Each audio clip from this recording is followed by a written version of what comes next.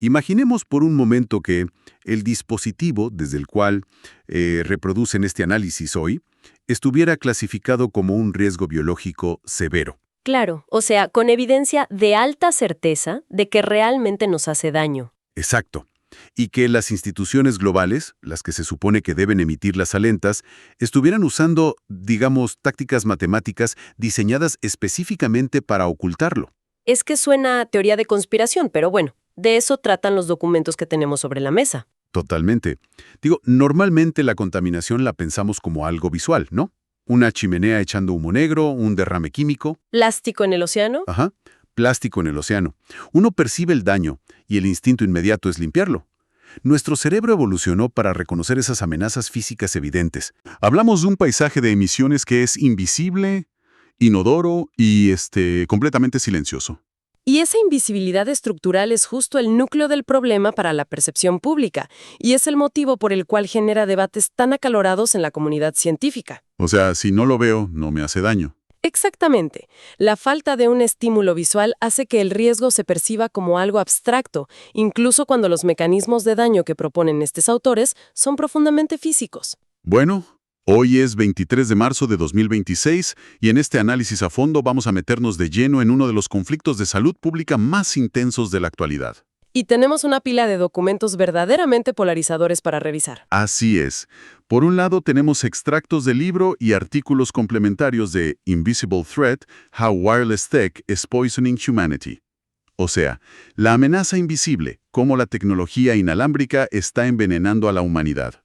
Un título bastante directo. Sí, no se andan con rodeos.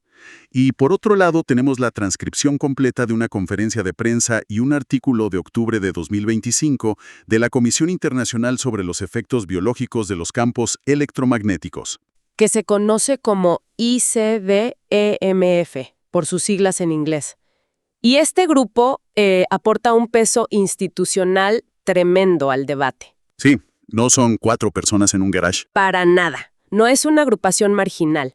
Es un consorcio de científicos, médicos, toxicólogos y epidemiólogos de muy alto perfil. Que están lanzando una crítica frontal, casi sin precedentes, contra las revisiones oficiales de seguridad de la Organización Mundial de la Salud. Y las acusan de cosas muy graves metodológicamente hablando. Entonces, la misión de nuestro espacio hoy es diseccionar toda esta compleja red de información. Vamos a examinar qué dicen sobre la biología celular, las disputas sobre cómo se arman estas narrativas científicas y las estrategias defensivas que proponen. Pero creo que antes de seguir, tenemos que hacer una pausa muy importante. Cierto, el aviso de neutralidad. Es imperativo dejar esto claro. Dado que estos textos abordan temas súper delicados de políticas públicas, regulaciones gubernamentales y, acusaciones explícitas de encubrimiento corporativo, este programa no toma partido. Exacto. No estamos aquí para decir quién tiene la razón. Así es. El objetivo es reportar de forma imparcial el contenido de las fuentes. Queremos desglosar la lógica, los mecanismos y las ideas exactas planteadas por los investigadores, sin respaldar ninguna postura política o corporativa. Nuestro enfoque es estrictamente analítico. Se trata de entender, la arquitectura del argumento que presentan estas fuentes, desde lo microscópico hasta lo macro. Bien, vamos a desempacar esto, porque para no perdernos en debates regulatorios aburridos, hay que entender la base. Según esta literatura, ¿qué le hace exactamente la radiación del celular o del router al cuerpo humano? Bueno, los textos apuntan directamente a la investigación del Dr. Martin Pall. Ajá. Él identifica un objetivo biológico microscópico muy específico: los canales de calcio dependientes de voltaje, o VGCC, por sus siglas. A ver, traduzcamos eso. ¿Qué son esos canales? O sea, la membrana de cada célula humana tiene unas estructuras que regulan el paso de iones. Son fundamentales para que el cuerpo funcione. Y estos canales en particular son esenciales porque el calcio actúa como un mensajero crítico. Para cosas como los músculos y el cerebro, ¿no? Exacto. Para la contracción muscular, liberar neurotransmisores, la expresión genética. Pero el truco es que la concentración de calcio dentro de la célula tiene que mantenerse súper bajita cuando está en reposo. Ok. ¿Y qué dice el Dr. Pall que pasa con el Wi-Fi o el celular? Su investigación plantea que los campos electromagnéticos artificiales, los EMF, tienen la capacidad física de sobreestimular los sensores de voltaje de estos canales. Y aquí es donde los textos usan una analogía que me pareció buenísima, súper gráfica. Sugieren que imaginemos estos canales de calcio como los cadeneros o los guardias de seguridad en la puerta de un club nocturno muy exclusivo. Me encanta esa analogía. Sí, o sea, los guardias tienen una lista estricta, dejan entrar a los iones de calcio uno por uno. Todo está súper tranquilo adentro, un orden perfecto. ¿Y la radiación qué papel juega ahí? Pues las ondas pulsadas de la tecnología inalámbrica actúan como si alguien llegara y sobornara a todos los guardias al mismo tiempo. De repente las puertas se abren de par en par. Exacto. Una multitud incontrolable de iones de calcio entra de golpe, y el interior de la célula, el club, se vuelve un caos absoluto. Y ese caos, en términos médicos o bioquímicos, los documentos lo llaman estrés oxidativo severo. Estrés oxidativo. Esa es la frase clave. Sí, porque cuando el calcio inunda la célula así de golpe, se activan unas vías enzimáticas que generan niveles masivos de radicales libres. Que son, básicamente moléculas destructivas. Son moléculas súper inestables, y en su desesperación por estabilizarse, empiezan a robarle electrones a otras estructuras de la célula. Dañan lípidos, proteínas y al final terminan fracturando el ADN. ¡Wow! Y los impactos que listan a partir de esto no son una broma. Hablan de fatiga crónica, porque se dañan las mitocondrias. Y también señalan microfugas en la barrera hematoencefálica. Que es lo que protege al cerebro, ¿verdad? Exactamente. Al haber fugas, las toxinas que andan en la sangre pueden entrar al tejido neuronal, y según los autores, esto acelera enfermedades neurodegenerativas. Y no solo eso, mencionan impacto directo en la fertilidad, como la caída mundial de recuentos de espermatozoides, y tiran unas estadísticas en el material que, de verdad, buscan sacudir a quien lee. Como lo del riesgo de tumores. ¿Sí? Afirman que el uso intensivo del celular, pegado a la cabeza, está vinculado a un aumento del 240% en el riesgo de tumores cerebrales del lado donde más usas el teléfono. ¡240%! ¡Qué locura! Y también correlacionan el Wi-Fi de las escuelas con déficits de atención neurológica en los niños. Lo fascinante aquí es cómo explican el por qué somos tan vulnerables. Lo fascinante aquí es recordar un principio básico. O sea, el cuerpo humano es, ante todo, un sistema eléctrico. Claro, los latidos del corazón, las neuronas. Todo opera por impulsos electromagnéticos muy sutiles, que, digamos, han evolucionado en armonía con las frecuencias naturales de la Tierra, Y de repente le metemos señales pulsadas artificiales. que oscilan miles de millones de veces por segundo. El organismo experimenta una interferencia crónica. Y ojo, que este es solo el preámbulo para la advertencia más fuerte de los textos. El 5G. El famoso 5G. Sí, y aquí me surgió una duda brutal leyendo esto. Porque la física básica dice que las ondas del 5G, las ondas milimétricas, son débiles para penetrar cosas. O sea, el 4G atraviesa paredes de concreto, pero el 5G choca con un árbol o un vidrio y ahí queda. Requiere casi una línea de visión directa a la antena. Exacto. Entonces, si apenas pueden atravesar una ventana, ¿por qué los autores dicen que son infinitamente más peligrosas para el cuerpo que las redes anteriores? Bueno, la respuesta de los textos es, irónicamente, esa misma falta de penetración. Como las ondas del 5G no te atraviesan, toda esa energía se queda atrapada, es absorbida por las capas externas del cuerpo. La piel y los ojos. La piel y la córnea. Y el detalle crítico aquí es un fenómeno llamado resonancia electromagnética. Resulta que los conductos sudoríparos humanos, o sea, por donde sudamos, tienen forma de espiral. Ajá. Y los estudios que citan dicen que estas diminutas espirales tienen exactamente las mismas proporciones físicas que la longitud de onda del 5G. O sea que hacen match perfecto. Hacen match. Y por lo tanto el conducto del sudor actúa literalmente como una pequeña antena receptora. ¡Wow! Así que la piel deja de ser como un escudo y se vuelve una esponja. Una esponja que concentra la radiación directo en el sistema nervioso periférico y en nuestra red de defensas bajo la piel. Advierten sobre una supresión inmunológica por esto y alteraciones del sueño inmediatas. Y aquí es donde el texto de Invisible Thread cambia de tono y se pone súper crítico con la industria. Trazan un paralelo directo, pero directísimo, entre las corporaciones de telecomunicaciones y las grandes tabacaleras. Sobre las farmacéuticas en algunos escándalos. Sí. Dicen que usan el mismo manual de tácticas. Financiar estudios sesgados para crear una ilusión de que hay un debate científico, cuando según los autores, el daño ya está clarísimo. Y hablan mucho de la captura regulatoria, la famosa puerta giratoria en agencias como la FCC en Estados Unidos. Donde el ejecutivo de la Telefónica de repente es el director de la agencia que la regula, y luego vuelve a la empresa. Exactamente. Pero hay un detalle en el material que me pareció el termómetro perfecto de esta situación. Las reaseguradoras globales. Ah, sí, las que aseguran a las aseguradoras. Esas mismas. Se niegan categóricamente a cubrir daños a la salud por exposición a radiación inalámbrica.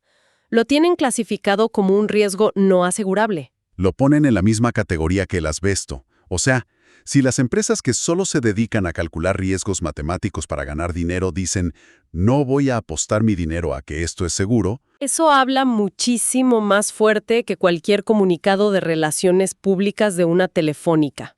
definitivamente. Y eso me lleva a la gran pregunta. Si todo esto es tan evidente, ¿qué dicen las autoridades de salud globales sobre esto? ¿Por qué parece haber dos realidades diferentes? Si conectamos esto con el panorama general, ahí es donde entra la conferencia de la ICBMF.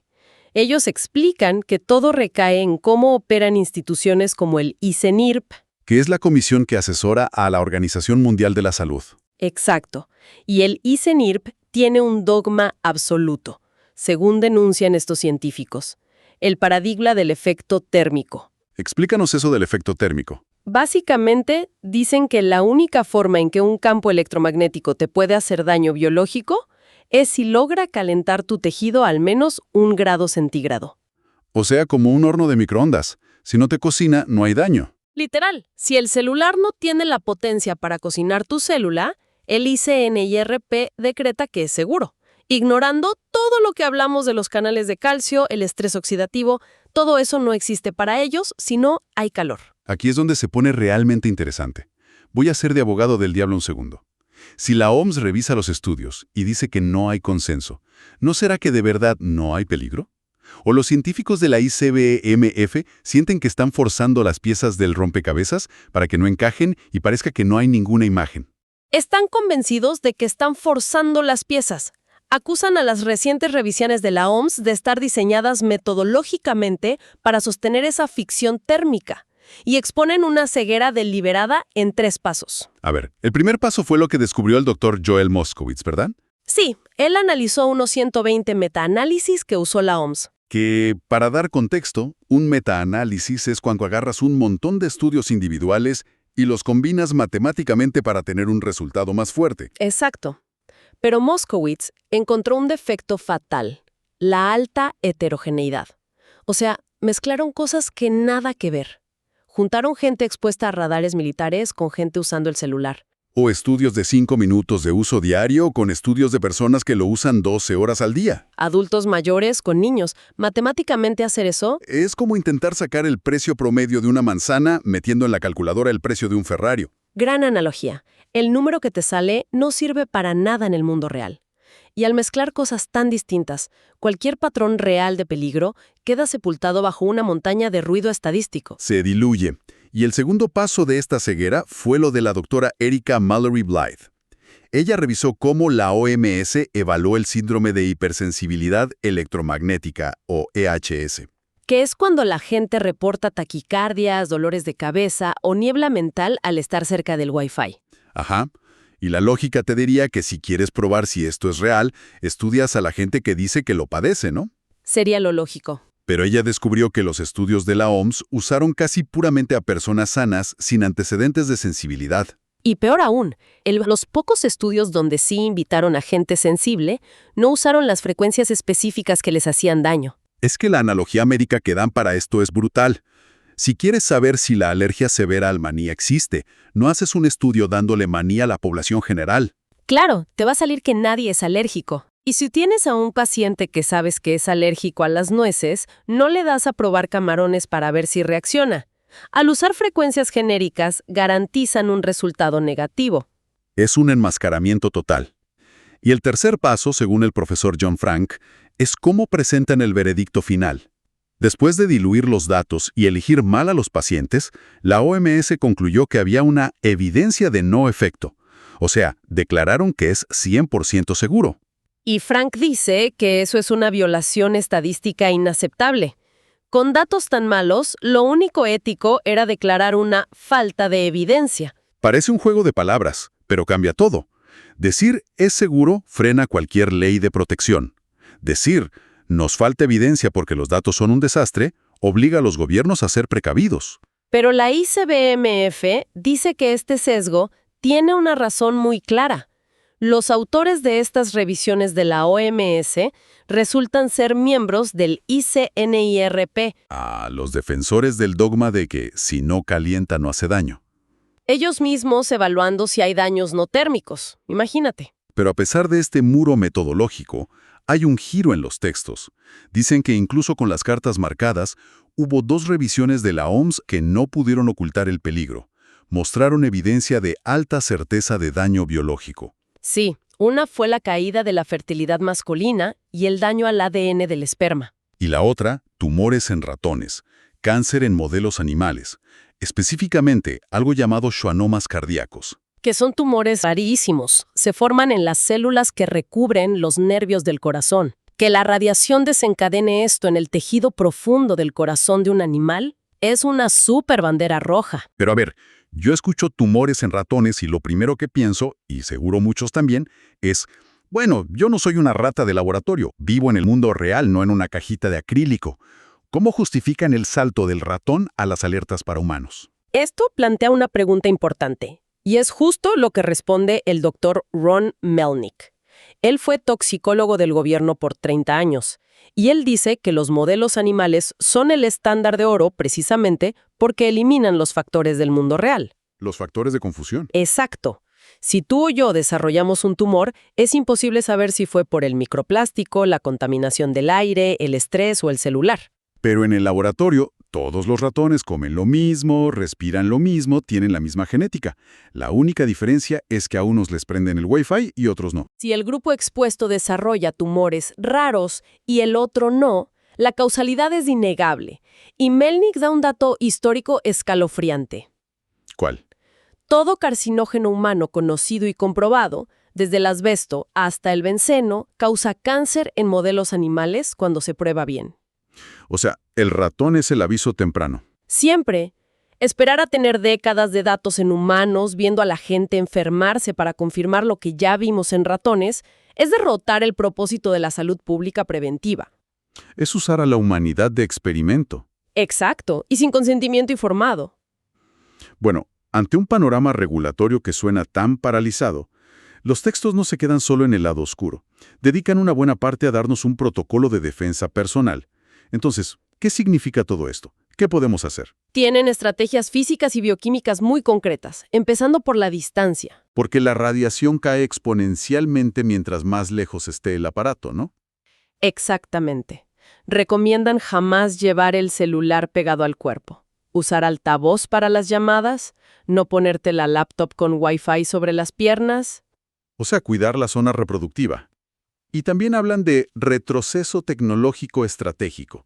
Básicamente, volver al cable. Conectar la computadora con cable Ethernet en vez de Wi-Fi. Y apagar el router inalámbrico en la noche. Esas 8 horas de sueño son vitales para que la célula se regenere. También mencionan quitarse los audífonos inalámbricos, los Bluetooth, porque tienes microondas emitiendo directo en el canal auditivo, a centímetros del cerebro. Cambiarlos por los de cable de toda la vida. Y la parte bioquímica es fascinante, porque si el problema base es que se abren los canales de calcio, recomiendan magnesio. Claro, el magnesio actúa como un bloqueador natural de esos canales. Exacto. Ayuda a evitar que entre ese exceso de calcio a la célula.